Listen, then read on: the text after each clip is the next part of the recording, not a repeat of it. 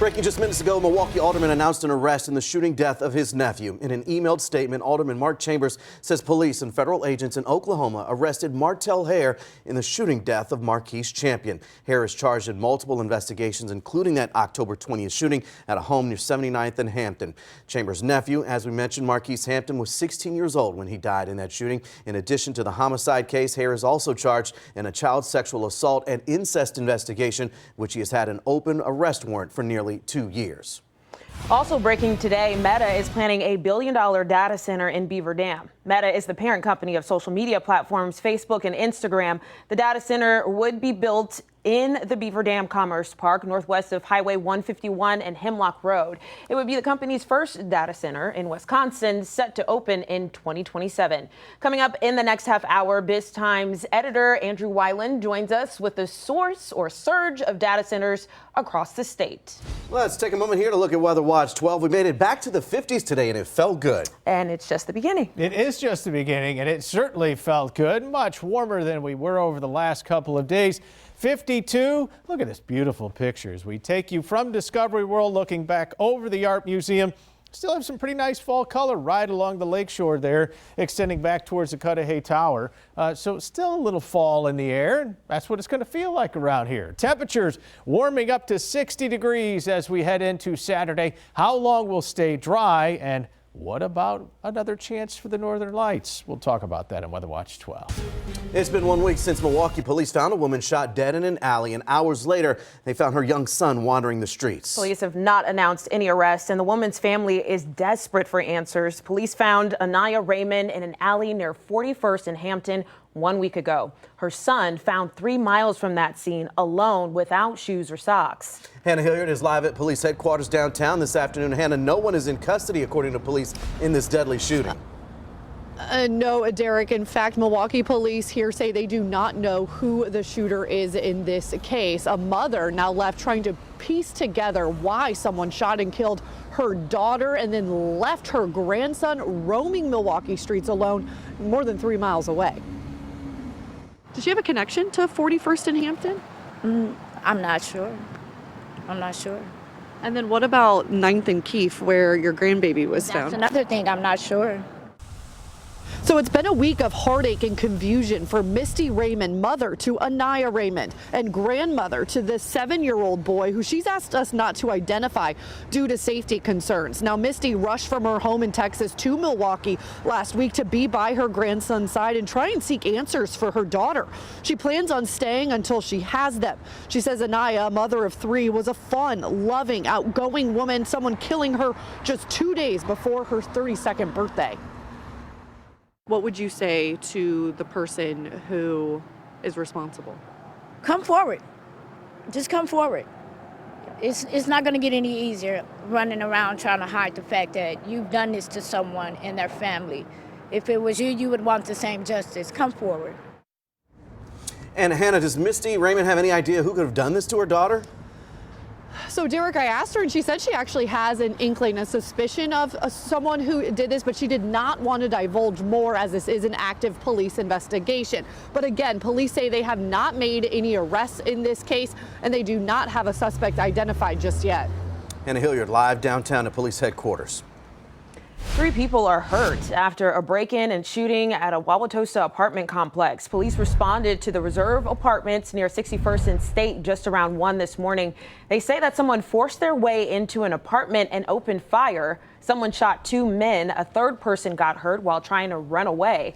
Medics took all 3 to the hospital. Police believe this was a targeted attack, and at this time, police have not announced any arrests. A person is dead after slamming their car into a tree on Milwaukee's north side. The crash happened at around 4 yesterday afternoon near 56th and Green Street. Police say the 31-year-old driver became unresponsive and then went off the road. Police are still working to figure out what caused the driver to lose control. Northern Lights spotted in Wisconsin. You sent us images from Lake Michigan to Lake Geneva. Ahead, how you could see the dazzling display tonight. And we're helping you get the facts on your rights as an airline passenger. An industry expert will join us to explain the steps you should take if your next flight is canceled or delayed. And I'm Blake Eason here in the newsroom with the stories we're working on for 12 News at 5. Medication recall, a popular ADHD drug pulled from the shelf. Why and what you should do if this is prescribed to you. Plus, it's happening more and more often. Text messages from numbers you don't know. What's behind the rise in these scams and how to ensure you don't fall victim. Those stories and more at the top of the hour. Watch WISN 12 newscasts live on our free Very Local app. Download the app right now, anywhere you stream.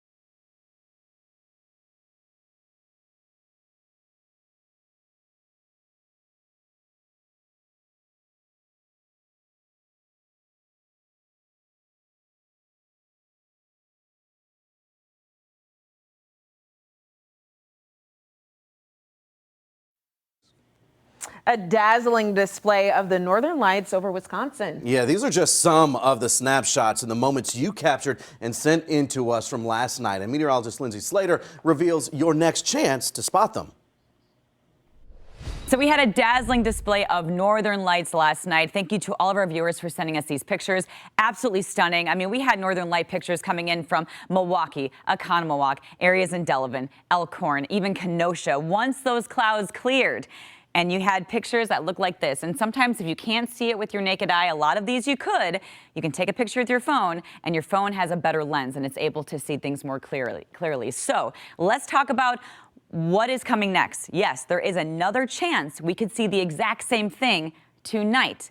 We have a space weather model I'm going to show you right here. These are the blobs that are coming out of the sun. That is Earth. One hit us last night, and we had a second one that followed right there. But this one is bigger, and it has more impacts. This is why we know we could see another round of these northern lights. We have one more chance of auroras. This one coming later today and overnight is the bigger of the three blobs that came in our direction. We have less clouds tonight, and really we can only forecast something like this with a 3-hour heads up.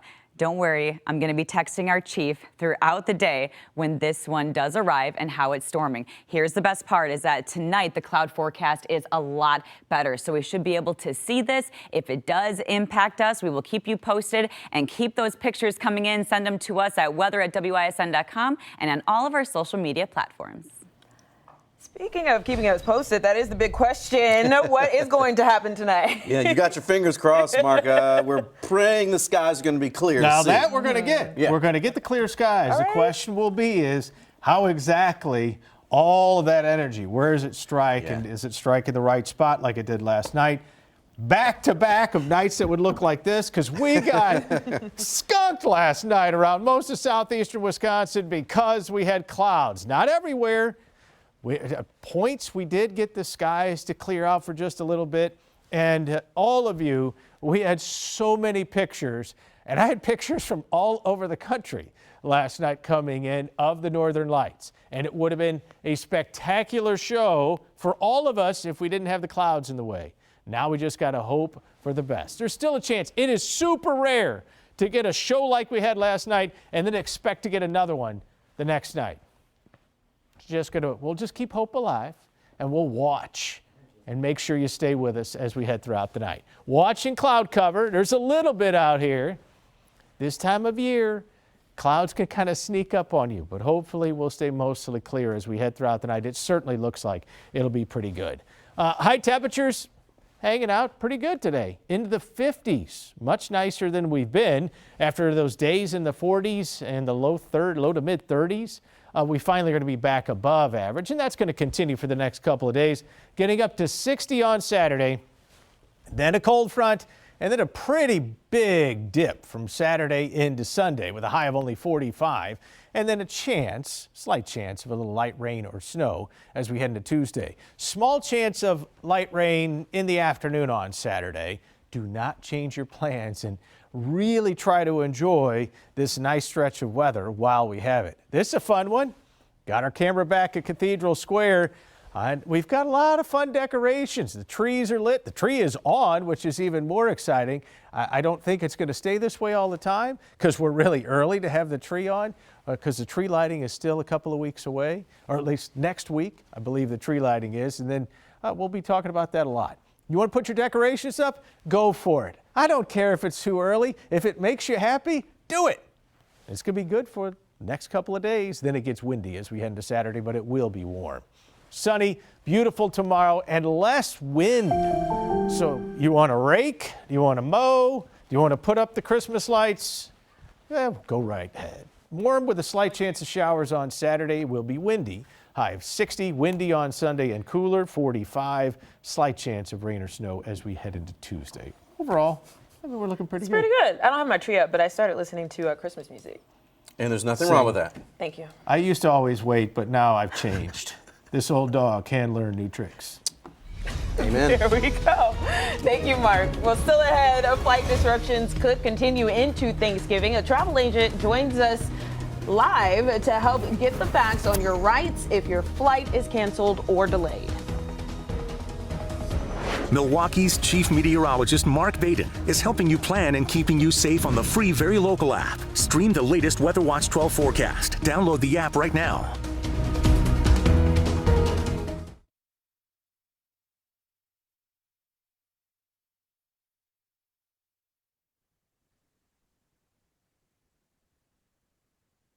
Alrighty.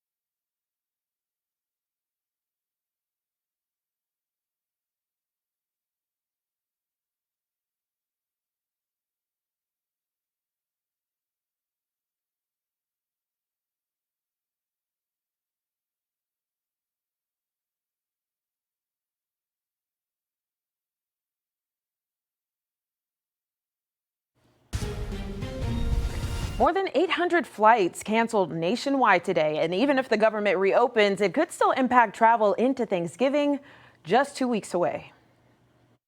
Even if we see the government reopen this week, could we see delays for Thanksgiving travel? So it depends on, are we going to have air traffic controllers come into work? And if we have the controllers showing up.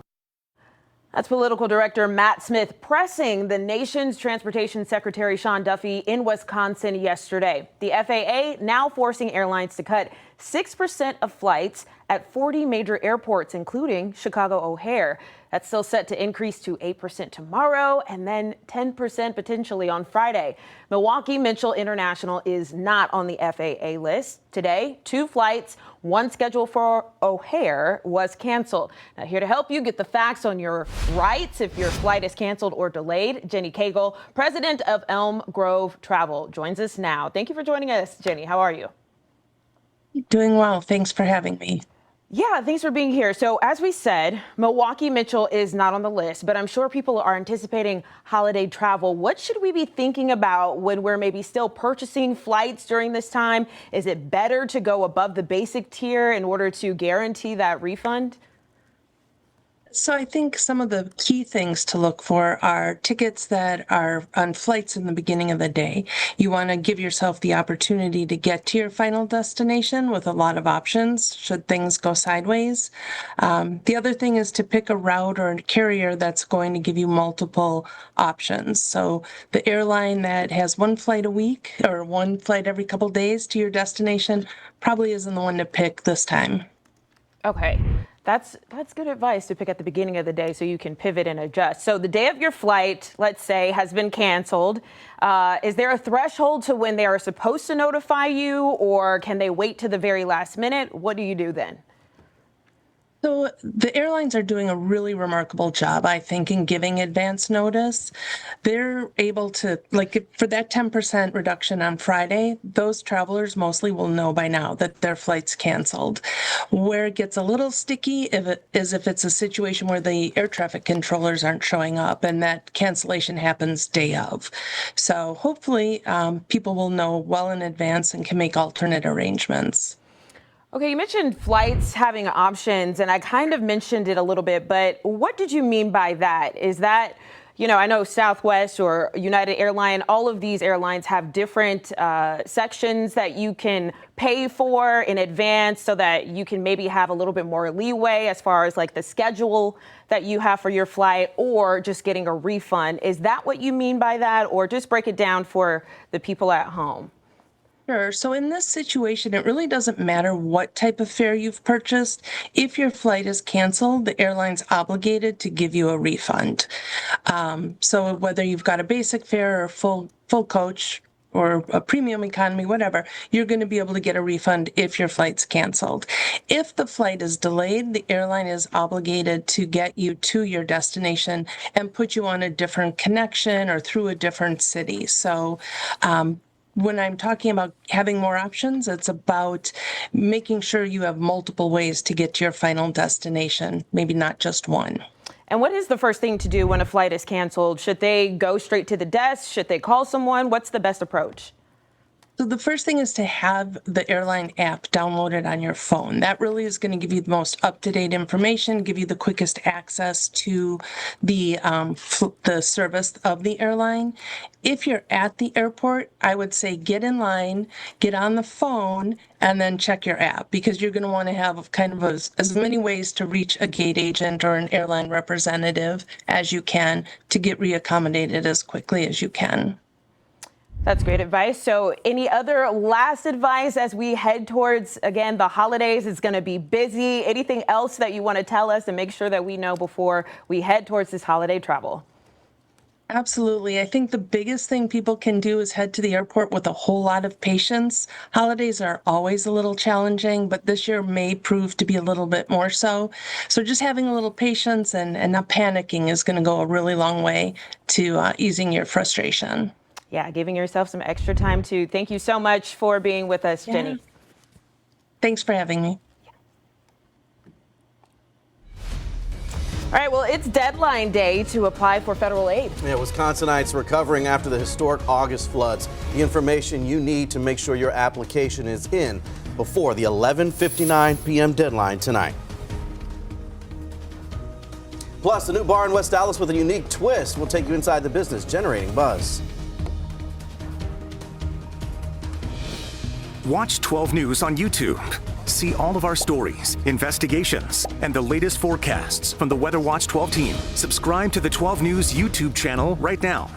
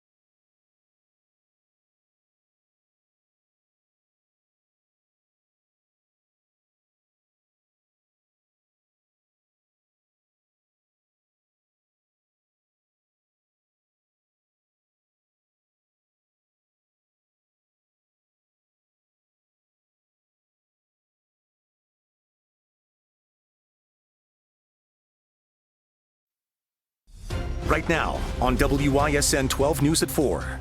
A vote to end the shutdown. The bill debated at this hour on the House floor. Why some Democrats say it gives the American people a raw deal. And the deadline to get FEMA assistance for the August floods is at 11:59 p.m. tonight. We've got your chance to get an application in before that window closes.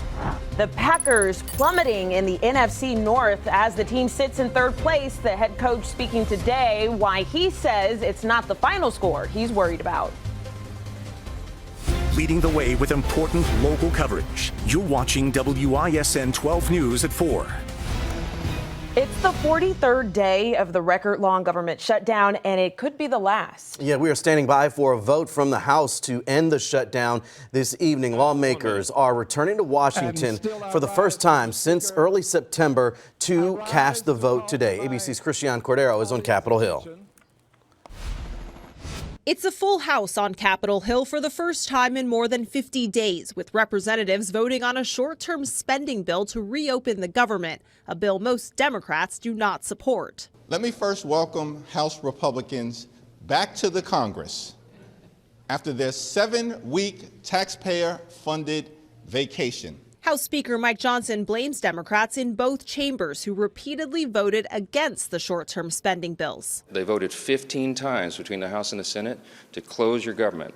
And the Republicans tried every single day of the shutdown to open it, and we voted 15 times to do that. They have a lot to answer for. The bill funds the government until the end of January, funds SNAP through September, reverses shutdown firings, and guarantees back pay for furloughed workers. But Democrats gained nothing in their fight to extend expiring Affordable Care Act subsidies, now sending health insurance premiums soaring. I think the American people got a raw deal. 20 million Americans are going to see their premiums skyrocket. I don't think they like the fact that we didn't fight hard enough. Once the president signs the bill, it will take some time to get the government fully back up and running, calling back more than 670,000 furloughed workers who went unpaid for more than a month. Members of Congress continued to get paid through the shutdown. Christiane Cordero, ABC News, Capitol Hill. And when the vote comes in, we will let you know via the 12 News mobile app and a push alert. You can download it for free and turn on the custom alerts to be the first to find out. You have until just before midnight tonight to apply for federal aid to help you recover from the August floods. FEMA officials say the agency approved nearly $150 million in help so far for residents in Milwaukee, Waukesha, and Washington counties. At a disaster recovery center in the Lincoln Park neighborhood, we saw a rush of residents applying for this assistance. 12 News' Imani Fleming was there. Well, this is just one center on 24th and Fairmount Avenue in Milwaukee where people can go to start applying for financial help from FEMA. We can see the parking lot here is full, and when we were inside, the line just down the hallway as well. If you are in a position where you need to apply for financial help today, there are a few things you're going to need with you, including your social security number, the address where you lived during the flood, the address where you're currently living, a brief list of damage or losses, and your insurance information if you are insured. And if you still need to apply for aid, you can do that at disasterassistance.gov or by calling 800-621-3362, or again by stopping by in person to one of these disaster recovery centers. But it's important to check online whether or not those centers will be open after today, after the 12th, because many of them tell us they will be closed. We did have a chance to speak with a man about what getting financial help from FEMA would mean for him. FEMA helped for me a lot. Last time feed the house, and right now this morning I use them for me buy more stuff for my kid, supply too, computer. I lose everything in the basement. And we know thousands of people across the state have already received financial aid from FEMA. But if you're in a position where you want to appeal FEMA's decision on how much money you received, you still can do that as long as it's within 60 days of receiving your FEMA letter in the mail. And you can do that either by phone, online, or through the mail. In Milwaukee, Imani Fleming, WISN 12 News. FEMA officials say you have until 11:59 tonight to apply online. They say it takes about 7 to 10 business days for most applications to be processed. So here's that information again. You can apply at disasterassistance.gov, or you can call 800-621-3362. You can also find this information right now on the 12 News app.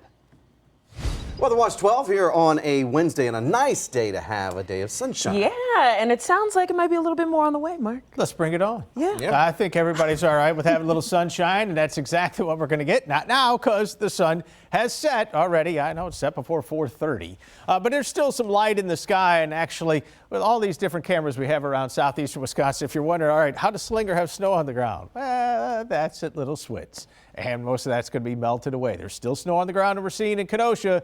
That is going to melt away pretty quickly over the next couple of days. Overnight, we'll drop it back down in the 30s, and then we're going to turn it right back around. Not as much wind to the next couple of days, and we got more 50s and even a 60 on the way. Let you know when that moves in, coming up in Weather Watch 12. Thank you, Mark. Milwaukee Fire Chief says the apartment building where a man died in a fire did not have any working sprinklers. Today, the medical examiner identified the man who died as Paul Blake. He was 75. The fire started around 6:30 Saturday morning near 1st and Layton Avenue. Crews rescued dozens of people from the building. Investigators at this point do not believe the fire is suspicious. Milwaukee police made an arrest in the case of a person set on fire. The suspect is 65, the victim 41. It happened near 68th and Silver Spring late Tuesday night. Now, officers say that person had severe burns but is expected to survive. Police will refer criminal charges to the district attorney's office.